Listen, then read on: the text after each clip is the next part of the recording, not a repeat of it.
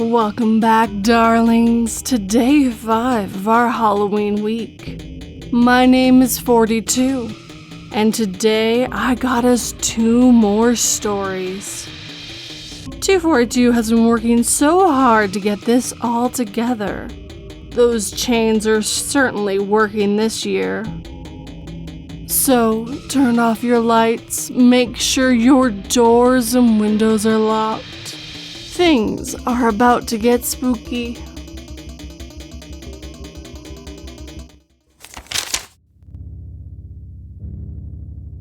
I watch you from the dark, always. The moment you ignore your gut feeling and decide it's safe is when I introduce myself.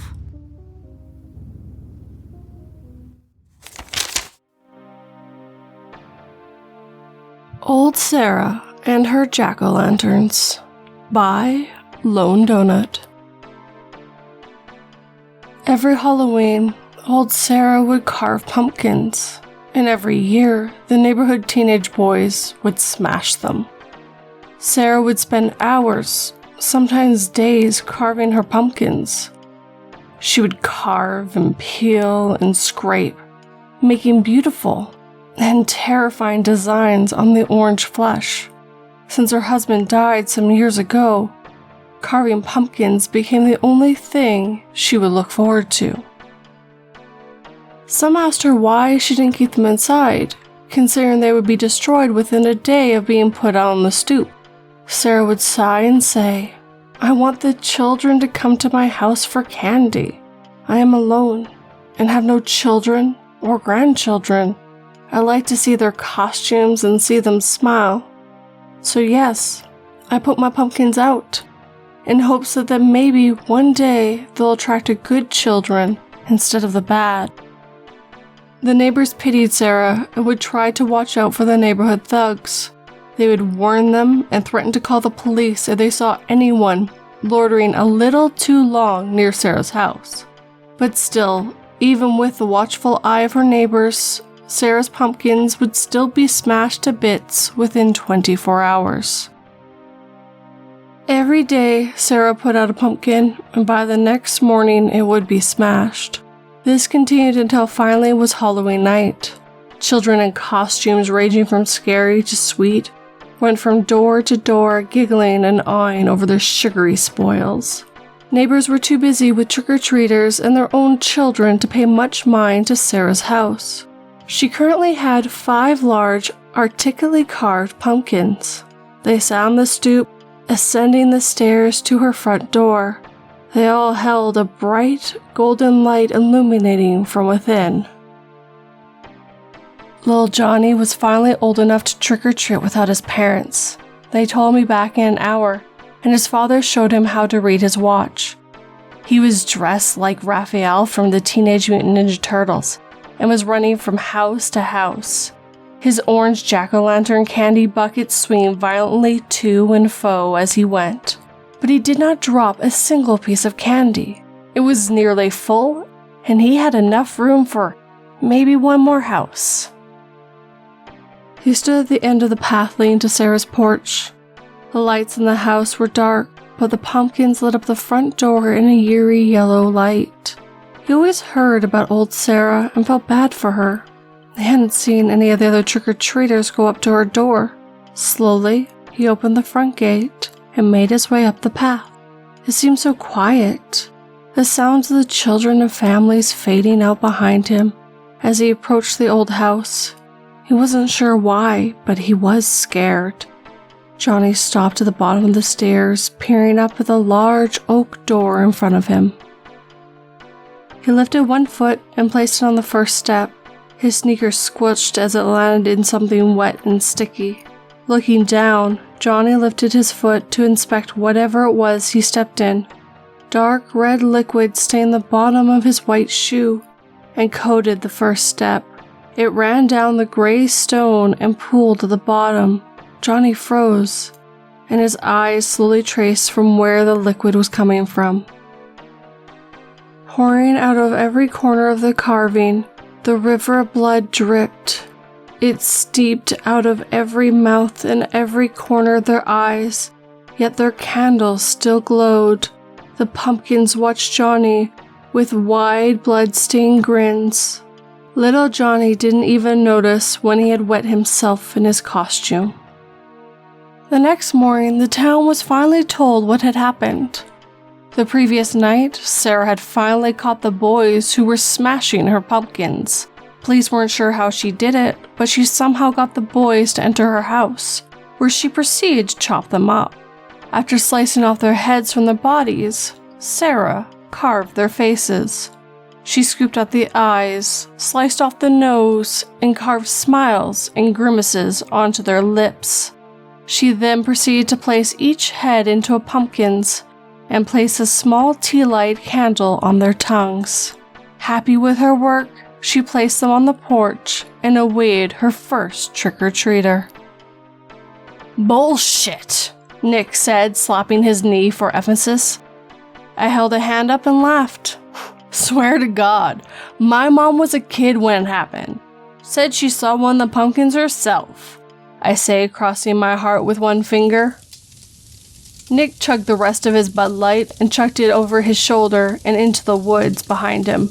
Frank sat to the side, watching me seriously. "No shit," he said, leaning forward and clasping his hands together. "No shit. She told me to never go near old Sarah's place, or her ghost would do the same to me."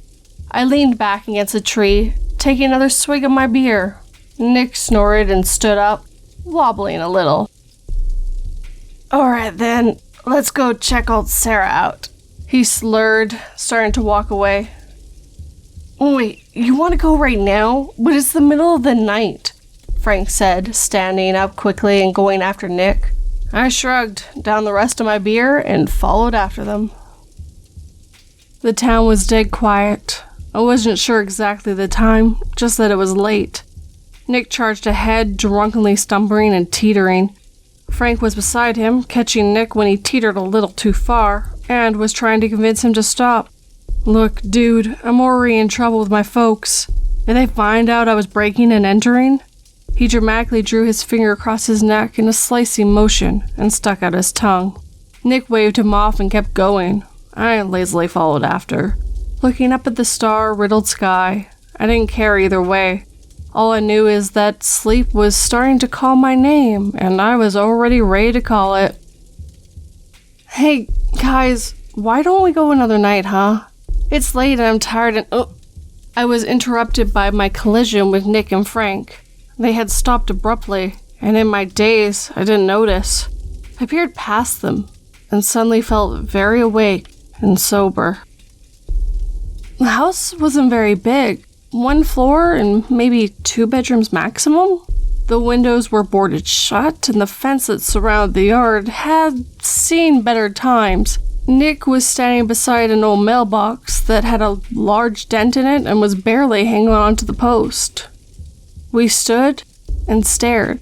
Suddenly, Nick shoved Frank forward and laughed. "Go up and knock, man. See if old Sarah's still home," he said, laughing and shoving Frank up the path. Frank protested and tried to break free, but Nick was larger and stronger.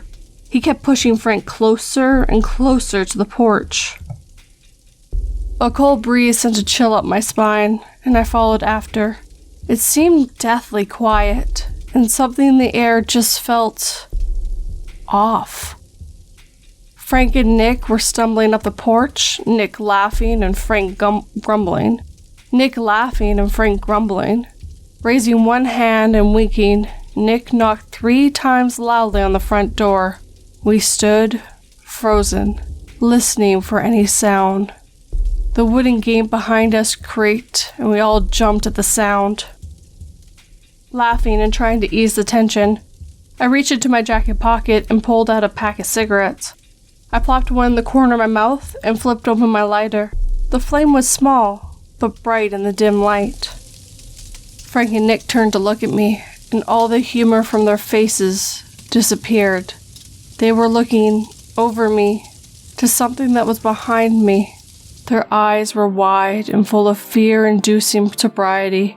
I felt a cold breeze again, and the lighter went out. A soft, quiet voice whispered in my ear as I felt a hand on my shoulder. "Good boys never come to my house." It was then that I noticed the jack-o'-lanterns sitting at the bottom of the porch, its wide, toothed grin smiling at me as its sinister eyes glared. The hand tightened, and the unlit cigarette fell from my mouth. "Why do the bad ones always come?" The voice whispered in my other ear and then chuckled. "Trick or treat, boys."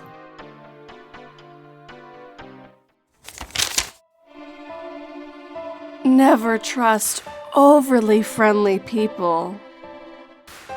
Psychopaths smile when they stab people.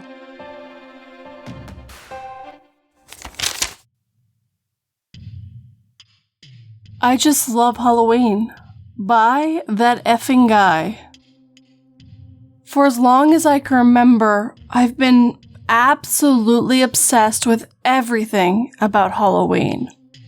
The gore, violence, fear, death, mayhem, and most importantly, the letting loose of inhibitions. It's a holiday of pure indulgence and debauchery. I've always thought of it as a holiday that was custom-tailored to my tastes. As a child, I think that my exuberance for the festivities may have been a cause of some concerns, but my parents eventually came to terms with it and maybe even understood me a little better, I think. The small town in Minnesota where I spent my early childhood used to really get into the holiday too, so I suppose that might have added fuel to the proverbial fire. When I say they really used to get into it, I mean it's a lot more than just a few tame, little silly decorations around Main Street. The entire town would go all out. For the entire month of October, festivities would ramp up. There was a carnival at the town center, and dancers at the Agricultural Hall. The street would be decorated with scarecrows, pumpkins, spiderwebs, and the like. The park by the school would become a haunted bog. The Mason farm at the edge of town would carve a maze into the back corner of their cornfield. Each and every building on Main Street transformed to their own version of a haunted mansion, abandoned mental hospital, or whatever macabre incarnation that the homeowner or shopkeeper could conceive and construct. The path along the creek that ran the north side of the town would even host a spooky haunted hike. I think I remember that most vividly. I always wanted to be one of the people that got to hide along that path and jump out and scare the hikers. I never officially got to, though. The town stopped celebrating altogether after those kids went missing. I didn't see what the big deal was, though. I mean, if anything, the mystery only added to the suspense and fear. I mean, that's what Halloween is all about, right? It was the night before Halloween when they disappeared. I was only maybe 7 or 8 at the time, and my parents totally flipped out. The whole town went crazy, really. I remember it was the night before Halloween because I was super upset that I wasn't going to be allowed to go trick-or-treating. The town went into a kind of total lockdown back before lockdowns were hip.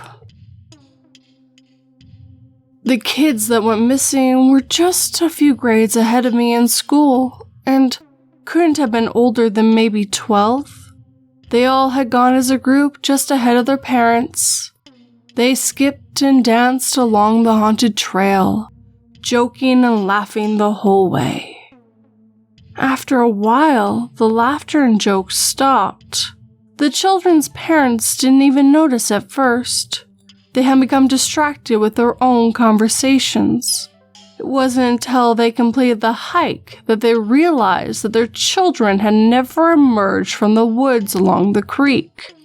By the time they went back to try and find them, there was no trace. The path in the months other than October was just the hiking path where people would walk their dogs, some folks would jog, and young lovers could walk holding hands on a romantic moonlight strolls. I don't think it got much use after that Halloween, though. People really held on to and felt the trauma of those missing kids deeply. To me, it seemed silly. It's just a part of life. People die or go missing all the time. Plus, those particular children that went missing were pretty rotten little shits anyway. If you ask me, the town was better off without them running around being little assholes.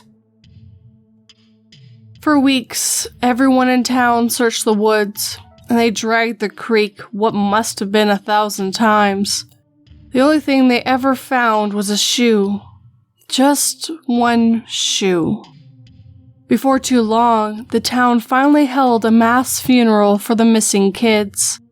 That was the last thing I remember the town ever doing together. I am just glad that I was young enough that it didn't totally ruin Halloween for me for the rest of my life. It was only a few years the town pretending the holiday didn't exist before my family and I moved to Arizona. My parents didn't talk about the missing kids again once we left Michigan. That was fine with me since it meant that I got to go back to celebrating Halloween in all of its glory. The whole family really got back into the holiday. Once again, every year we would go all out with the decorations. We were always that house in the neighborhood that some kids were scared to approach. This year, we are creating our very own haunted hike that meanders from the street through our yard to our door. I am finally going to officially be part of the whole disturbing ordeal. When I say I've been obsessed with this holiday, I mean I am that weird kid that loves it for more than just the candy. And everyone knows it. I love telling my classmates scary stories, tales of our old town and how they went all out. I even weaved a special one about those missing kids, how the town never found them, and whispers about a deranged killer that lurks in the woods. I think that one might have given some of my classmates nightmares. For me, being able to get that sort of reaction and that level of fear out of someone is almost like a drug. I love it so very much. That's why that year I decided that in order to get my fix, I was going to have to create a real buzz. Something that would truly terrify people. Missing children seemed to do the trick last time, but I wanted something more, something bigger. I wonder what would happen if they found the bodies this time. Perhaps mutilated this time. I have already got the kids picked out. I hope it's not harder with older kids. I thought that my parents would be furious when they discovered my plans, but to my surprise, they totally understood. They told me they had known about my addiction, if you will, for a long time. Dad told me all about how they pulled off hiding the bodies back in Minnesota so that I wouldn't be caught. I had always wondered how no one ever found them, but I was too excited by the fear the mystery caused to ask many questions, I guess. What can I say? I was young and hadn't developed my niche yet. It's going to be even better this time. We're going to use their body parts to decorate our haunted hike. It's going to be magnificent. So very lifelike. The best part is that we are going to start all over again after this Halloween. A new town, new identities, the whole works. The plan is truly beautiful and should create quite the stir. I figured just about the time folks start to figure out that the decorations are really body parts and the fire will start. When the smoke clears, the investigation should show my parents and I were among those that were trapped in the fire when the gas leak erupted. I just hope we don't have to wait so long to do it again after this year.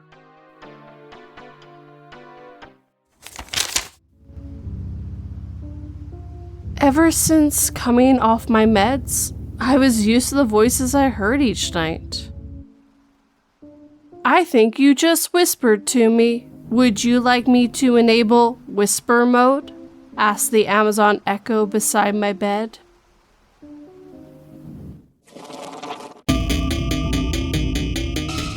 I know you love these stories, so hit that like button and make sure it feels it. If you're new, subscribe and turn that pretty little bell to all notifications. If you'd like to help this channel or podcast, share it with anyone you know will like it. If you'd like to help in other ways, 242 has made a Patreon, who gets early access to all of this, merch, and PayPal. If you'd like to see some of the socials she's made, check out the tree link. It has everything you need and more. I would also like a comment down below, darlings, to know what you thought of these stories. See you tomorrow, darlings. Sleep tight and don't let me bite.